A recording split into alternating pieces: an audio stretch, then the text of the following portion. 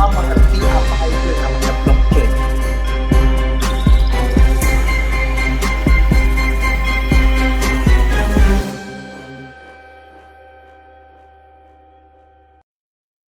Halo, selamat datang di YouTube channelnya GE Education. Perkenalkan, saya Anita yang hari ini akan membahas tentang token artis.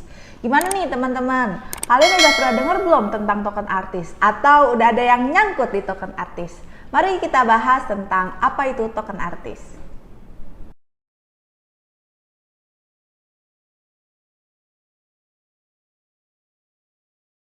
Oke, mungkin dari teman-teman sendiri udah pada dengar kali ya, ada beberapa artis di tanah air yang mengeluarkan tokennya atau sebagai kreator dari token. Ada mulai dari Raffi Ahmad dengan tokennya bernama VCG. Ada juga nih dari Anang Hermansyah dengan tokennya namanya adalah Asik. Dan belakangan ini yang lagi viral adalah anaknya dari Yusuf Mansur, yaitu Wirda Mansur dengan tokennya bernama Icon. Tapi ada yang tahu nggak siapa sih orang Indonesia pertama yang membuat token? Yaitu adalah Indra Kents. Cuman nih belakangan ini ketika video ini terbuat, Indra Kents yang sedang di dalam penjara tetapi tokennya mengalami kenaikan. Kok bisa ya harganya naik? Nah, tadi kan udah saya sebutin nih beberapa dari artis tanah air yang sudah menjadi kreator token. Nah, apakah fenomena ini akan tetap berlanjut? Kemungkinan sih bisa aja iya, karena orang Indonesia itu kan kebanyakan yang namanya FOMO ya teman-teman, atau fear of missing out. Atau kita sebutnya adalah latah. Coba kita flashback nih ke beberapa tahun yang lalu, seperti banyak artis-artis yang membuka toko kue. Habis itu ada juga artis-artis yang membuka karaoke. Dan sekarang belakangan ini banyak artis-artis yang juga berinvestasi di klub sepak bola Indonesia. Nah, dampak positif dan negatifnya ada nggak sih? Pasti ada. Coba kalau kita lihat dari sisi positifnya. Mungkin teman-teman akan menjadi lebih tahu nih, oh ada cryptocurrency, oh ada token. Mungkin teman-teman yang nonton video ini habis ini langsung search di Google atau mencari apa sih itu cryptocurrency atau apa itu token. Nah, kalau kita tadi udah ngomongin dampak positif, pasti sekarang kita akan ngomongin dampak negatifnya. Apa sih dampak negatifnya? Sayangnya, masyarakat Indonesia itu kurangnya pengetahuan. Mungkin kalau kalian search di YouTube atau di Google sudah banyak yang memberikan edukasi tentang seputar kripto dan token. Tapi sayangnya orang Indonesia nggak aware kalau misalnya investasi kripto adalah investasi yang tinggi resiko. Ingat ya teman-teman, high risk pasti high return. Jadi jangan mau returnnya aja yang tinggi, tapi harus tahu juga kalau misalnya resikonya juga tinggi. Nah, kita akan ngebahas token apa sih yang kurang bagus. Pertama kita harus lihat dari ownernya dulu. Ownernya ini siapa? Apakah ownernya ini adalah orang yang sudah berkecimpung di dunia cryptocurrency atau di dunia financial market?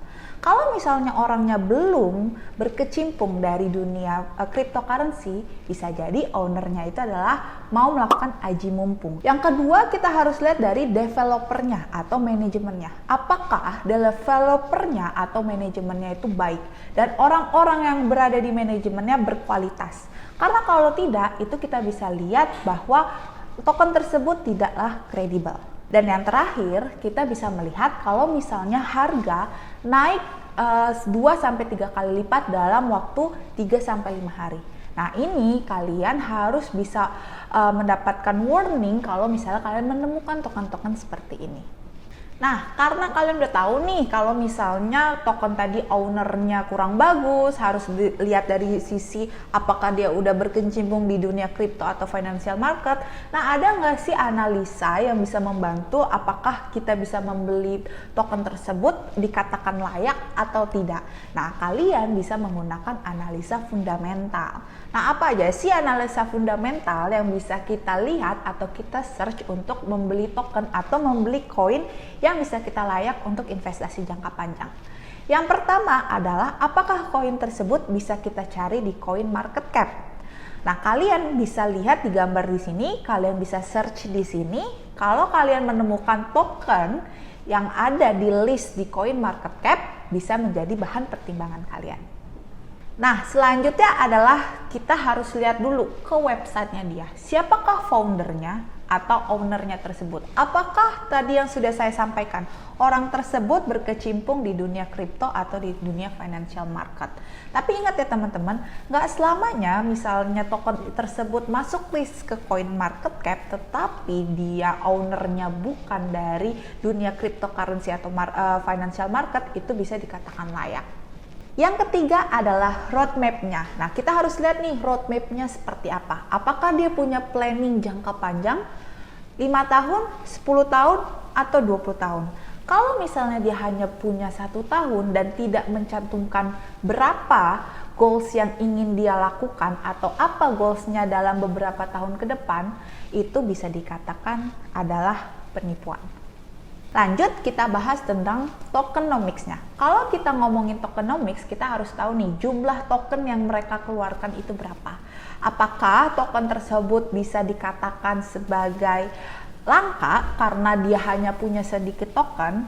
Ingat ya teman-teman, ada hukum supply dan demand. Kalau semakin harga token tersebut naik, berarti otomatis demand-nya banyak. Biasanya kenapa sih kalau demand-nya itu banyak? Biasanya karena token itu adalah langka. Kita bisa menggunakan analisa ini bukan hanya untuk token, tapi juga bisa untuk menentukan analisa koinnya juga.